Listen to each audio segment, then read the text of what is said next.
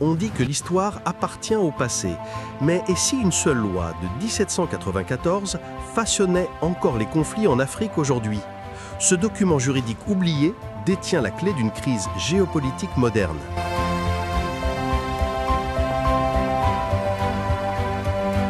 Avant de commencer, pensez à liker et à vous abonner pour recevoir la notification de notre prochaine vidéo. Pour comprendre cela, nous devons revenir à la Révolution française. Dans le chaos de la fin du XVIIIe siècle, la France luttait pour construire une nouvelle nation basée sur les principes de liberté, d'égalité et d'unité. Les anciennes lois féodales, qui variaient d'une région à l'autre, étaient considérées comme des reliques de la monarchie. Les révolutionnaires voulaient un code juridique unique, rationnel et universel pour toute la France. Ce n'était pas seulement une réforme juridique, c'était un acte de construction nationale. La loi devait être le fondement d'un État nouveau et unifié. Cette idée qu'un système juridique unique et standardisé pouvait forger une identité nationale unique était un concept puissant et finalement très français. Cette vision révolutionnaire du droit a atteint son apogée sous Napoléon Bonaparte. Il a consolidé les codes juridiques disparates en un seul document complet, le Code civil des Français, qui sera plus tard connu sous le nom de Code Napoléon. Ce code était un chef-d'œuvre de centralisation juridique. Il a standardisé le droit de la propriété, le droit de la famille et les procédures civiles. Mais le code était plus qu'un simple ensemble de règles. C'était un outil d'empire. Alors que Napoléon conquérait l'Europe, il n'a pas seulement imposé ses armées, il a imposé sa loi. Le Code Napoléon est devenu le modèle juridique d'une administration à la française. Et son influence s'est étendue à travers le continent. Avançons rapidement à la fin du XIXe siècle, des décennies après la chute de Napoléon. La France construit maintenant un nouvel empire, cette fois en Afrique.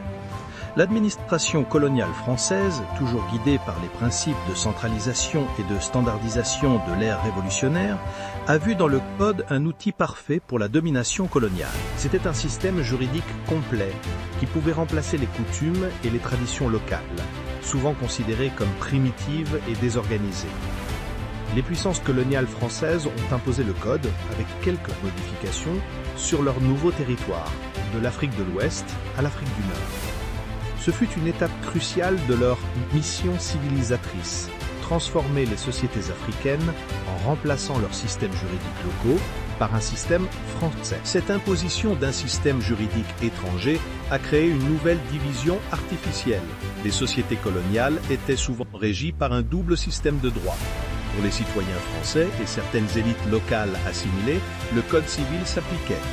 Mais pour la grande majorité de la population africaine, le droit coutumier traditionnel, souvent administré par les chefs locaux, était encore en usage. Cela a créé un profond déséquilibre de pouvoir. Le Code français était la loi de l'État, de l'économie moderne et du pouvoir politique, tandis que le droit traditionnel était relégué aux questions de famille et aux conflits locaux. Ce schisme juridique a été conçu pour donner au système français, et à ceux qui le comprenaient, un avantage clair et durable. Lorsque les pays africains ont obtenu leur indépendance au milieu du XXe siècle, ils ont été confrontés à une décision critique. Ils avaient hérité d'un État avec des frontières, des institutions et un système juridique, tous créés par les puissances coloniales. Devraient-ils conserver le système juridique français, qui était perçu comme moderne et rationnel, ou devraient-ils revenir à leurs lois coutumières locales? Beaucoup ont choisi de conserver le Code français. Pour des nations nouvellement indépendantes avec des dizaines de groupes ethniques et de langues différents, le Code a fourni un cadre juridique unique et unificateur. L'outil même du contrôle colonial était devenu la seule option viable pour l'unité nationale dans un État post-colonial. C'est là que le paradoxe devient un problème moderne. Dans de nombreux pays africains francophones aujourd'hui, le système juridique reste basé sur le Code Napoléon. Cela a créé une profonde déconnexion entre la loi officielle du pays et les traditions juridiques et culturelles quotidiennes du peuple.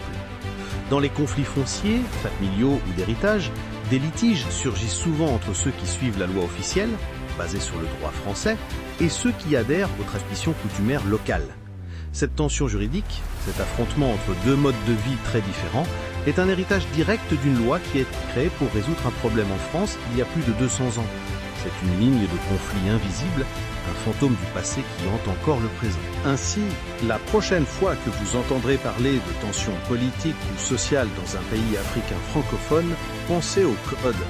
C'est plus qu'un simple livre poussiéreux, c'est un document vivant qui a créé une fracture juridique et culturelle qui, depuis plus de 2 siècles, a façonné le destin des nations. La lutte pour l'identité, le pouvoir et l'unité en Afrique moderne est, à bien des égards, une conséquence directe d'une décision prise pendant la Révolution française. Une décision sur le type de loi selon laquelle une nation devrait vivre. Une décision qui résonne encore aujourd'hui. Merci d'avoir regardé. N'oubliez pas de liker, de vous abonner et d'activer la cloche pour ne rien manquer.